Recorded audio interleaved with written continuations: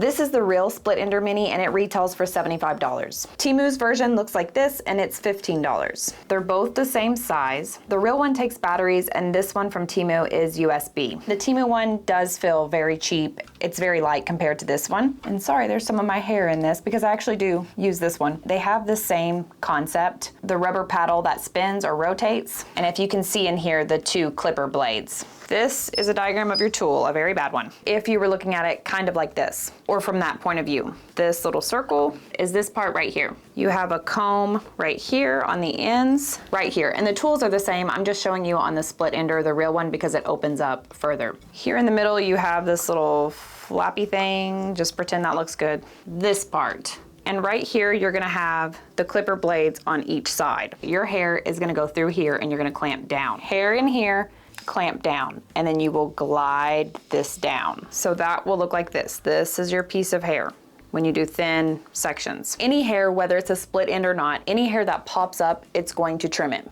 So if you have one that pops up, and again, it does not have to be a split end. Whatever tiny hairs pop up, it will snip off just the ends. I know you didn't come here to know the inner workings of a split ender, but it's important to note that this does not target split ends. How could it possibly do that? It's targeting any hairs that are gonna pop up and it's gonna think it's a split end. Similar to when we were trimming split ends or I was showing you how to do hair dusting. You would cut any of the hairs that pop up. Can you see those? We're assuming those are split ends unless, I mean, I can't see that. Unless you wanna get out the microscope and see if it's a split end, we're assuming anything that pops up has a little split end or breakage on it, right? So for both of these, the goal is to keep your length, but trim up any damage you would have other than the length. Very similar to doing dusting or the no haircut, which you can even do by doing one of these, twisting it, and you'll lightly push up, and any hairs that stick up, you can trim if you want. To use either of these, the hair needs to be dry and straight. The directions are the same. It's basically the same thing. The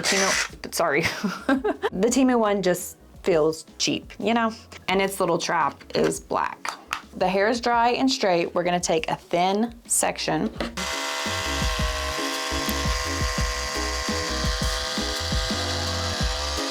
Okay, can you see in there? It did pull out a few of my hairs. Honestly, I don't really have much hair to lose.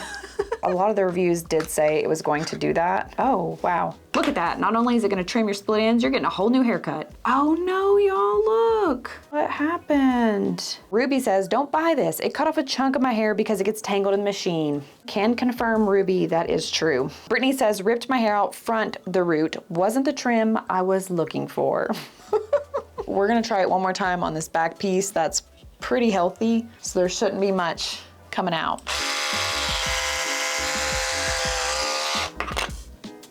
Same problem, and nothing is in the trap like there should be. With the split ender, you can actually see the hair that it's trimming off.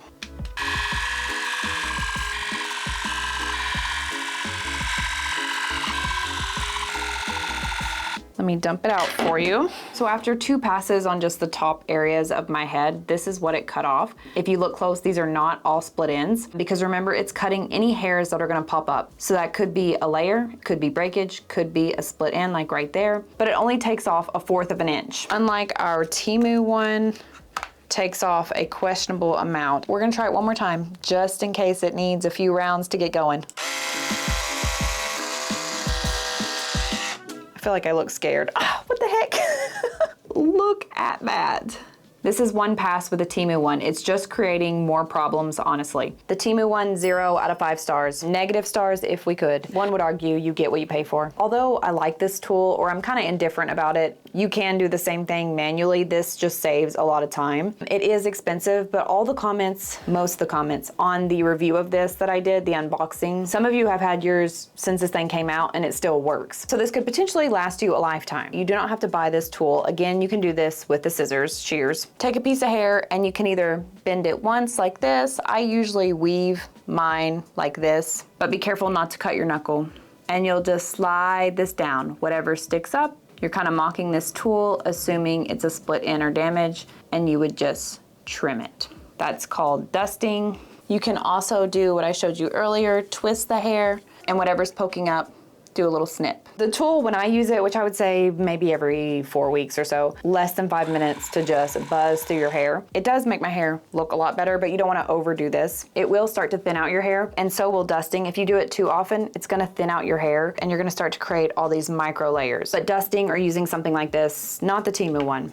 The Temu one is going to give you a free haircut, $15 haircut, but dusting and using the split ender will help you maintain your length so you can grow out your hair while getting it back in a better shape. I'm really disappointed. I really thought that was going to be good for some reason, because even though it had a lot of negative reviews, it had a lot of positive ones also.